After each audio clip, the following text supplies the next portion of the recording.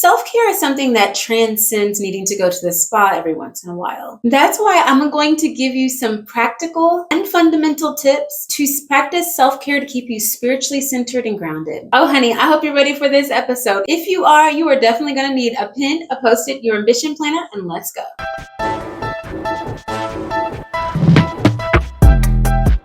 Hello, Ambition Babes. Welcome back to my channel. My name is Dion, also known as the Face of Ambition, across all social media platforms, as well as on Spotify or wherever you stream podcasts. So this episode is going to be slightly different because I'm breaking it down into two parts. The first part is going to be spiritual self-care tips that you can do immediately. And the second part of this video is going to be fundamental tips that are going to offer you a lasting impact, but are going to take time to rotate into your habits. And so tip number one that you can start absolutely immediately is start every single day with prayer and meditation. If you are new here, you may have never heard me say this before, but if you've watched any of my videos, you know how seriously I take prayer. You know that I consider prayer as an opportunity to speak to God and meditation as your opportunity to listen. As someone that talks a mile a minute and doesn't like to do anything without consulting their Father, you can just imagine how much time I spend in prayer. But when I'm ready for transformation, when I'm ready for healing, the very last of what I have, it's time to listen. And that's why meditation is such an important part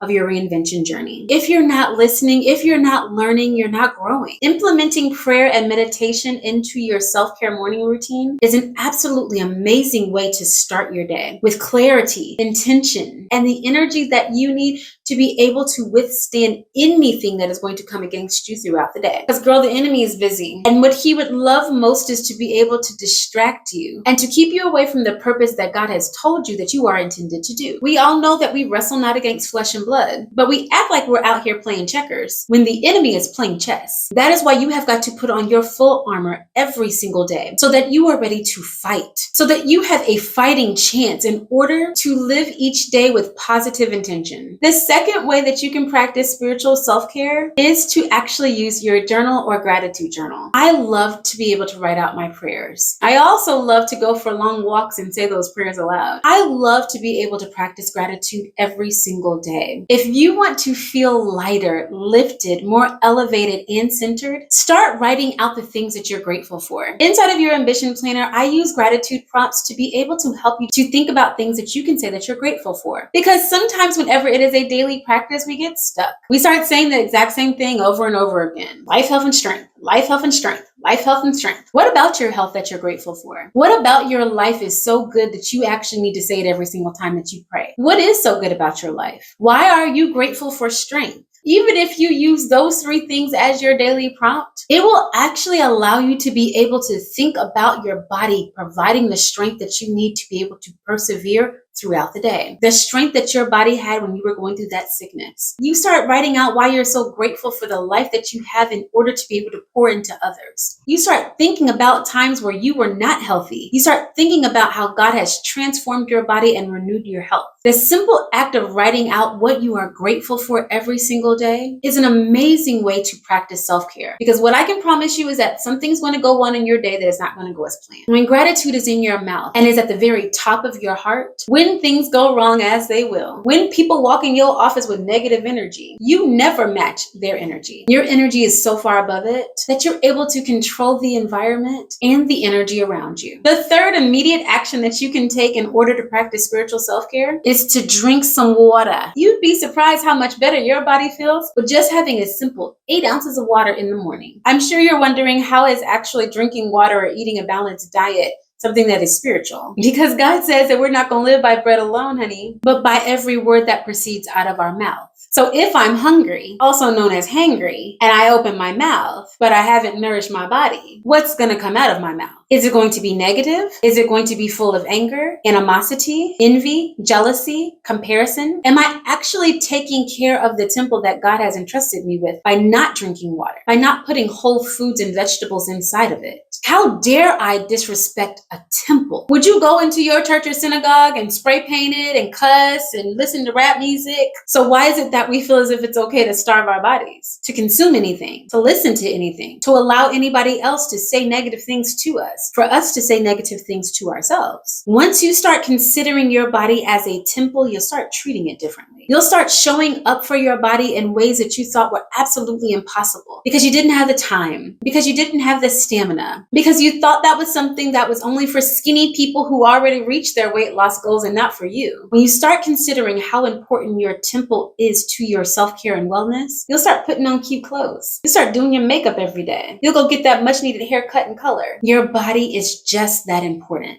Move your body, stretch your body, feed it food that it needs in order to be strong. You have a mission and purpose burning in your belly. You have a business. You have children that are depending on you. You have a community that needs your influence. So that's going to mean taking care of yourself in a unique way that you've may never done before. And because prioritizing your body, your health, and your nutrition is something you've never done before, this is something that I want you to take to the Lord in prayer. He cares about your body. He created you. He created you in your mother's womb before your mother knew she was going to have a baby. And so you don't think that he cares about the fact that you're too tired to get up and go work out in the morning? You don't think that he cares that lemons are a little too expensive to be able to just squeeze a little bit of it in your water first thing in the morning? You don't think that he cares that you may not have access to fresh fruit and vegetables, or that you feel as if you're too busy or too tired in order to cook a nutritious meal? He cares. He's listening. He wants to be able to help you find the solution that you seek. This is one of those very important things that I want to challenge you to take to God in prayer. Now, some of the more fundamental, long-lasting practices that you can start adding to your daily routine and habits is to schedule a nature walk. Scheduling a nature walk is something that is actually different from your daily workout. My daily workout may be spinning, lifting weights, or at a 10 incline on the treadmill. I don't know about you, but none of those activities make me feel spiritually connected. But there is something absolutely amazing about getting out in nature, breathing in fresh air, enjoying the animals and the trees and the grass around you. Even if you're enjoying the snow and the frigid temperatures, admiring how the season has changed, how that tree or plant may look dead, but in this season, it is doing exactly what it needs to do in order to come back stronger. What I can promise you is that when you get out in nature, you start seeing object lessons about how good God is in every single thing that he created. I'm not saying that you got to get lost on a 3-hour tour. I'm saying taking 10, 15, 20 minutes to get outside in nature helps you to prioritize your personal self-care, and what you will find is a spiritual connection that you never knew that your body needed. The next fundamental tip that I want to offer you for long-lasting impact while you're on your spiritual self-care journey is to detox and cleanse your body. Detoxing or cleansing your body is an emotional and physical way for you to be able to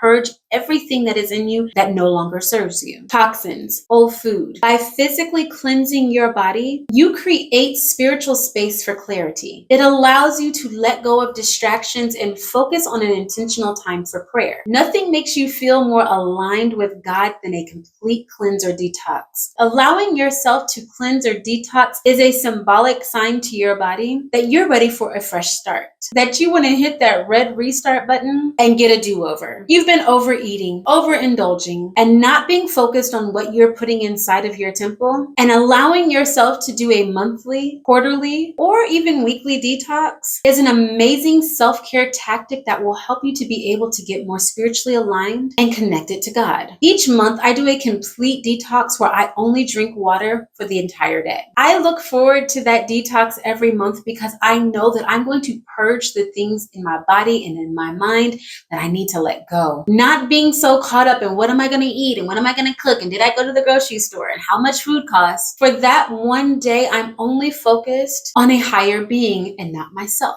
It's amazing how much clarity and focus I receive when I go through what seems like a simple day of just not eating. But you'd be surprised how much consumption consumes your day. When I need to be able to spiritually reset, plan, think, or even feel that deeper connection with God, I know it's time for a detox. If you've never tried a personal cleanse or detox outside of doing maybe a Daniel fast with your church, I highly suggest that you make this a regular practice. If you cannot fast or cleanse all day for medical reasons or for other reasons, that's completely okay. Or if you could abstain from eating for more than one day, that's absolutely amazing. But consider the last time you detoxed. Consider the last time you actually allowed yourself to cleanse your body and how good it felt. Remember that feeling and chase that opportunity again. Remember why you're doing it and enter into your detox day, few hours, or week with intentionality. Write out the things that you're going to ask God to reveal to you during that time. Schedule time for prayer and meditation, and watch what it'll do for you. The next self-care tip that I want to offer you to stay spiritually grounded and connected is to perform acts of kindness. We take. How often do we give? How often do we give of our time or our resources to others? If you're feeling sad or depressed, overwhelmed, or even anxious, I want to encourage you to be intentional about helping someone else. Take time out of your day to go and fill food boxes at your local food pantry. Serve soup at your soup kitchen. Volunteer at your church. Pack up some of them clothes in your closet that you're not wearing anymore and send them to the Goodwill. Acts of service and kindness is an amazing way that you can practice self-care that is going to help you to feel more spiritually connected to those around you. And the very last fundamental practice that is going to have a long-term effect on your spiritual self-care journey is to go to bed. Creating an evening routine that includes getting an adequate amount of rest is a spiritual thing, honey. Turning off your phone and putting it across the room. Opening your Bible or devotional and spending time with God. Talking to your spouse and telling him all of the things that you said in your gratitude journal today. Leaving space in your day to be able to have worship or to talk to your kids about what they're going through. Creating an evening routine that includes you going to bed at a good time every single night is the ultimate form of self-care. You want to be able to pour into everyone else's cup. You have got to take care of yourself first. Put on some calming music, allow yourself to meditate and pray, spray your linen with your favorite linen spray, turn down the lights, light a candle, set the atmosphere for rest and relaxation. Invite the Holy Spirit into your home as you sleep at night. Close your eyes and go to bed in peace. Oh, honey, just saying those things reminds me that getting rest is truly the highest form of self-care. Oh, sis, I hope that you enjoyed this episode and that you were able to identify some immediate and fundamental ways that you can prioritize spiritual self-care. Until our next episode, I pray that you are well and that you are doing something every single day to reach your most ambitious goals.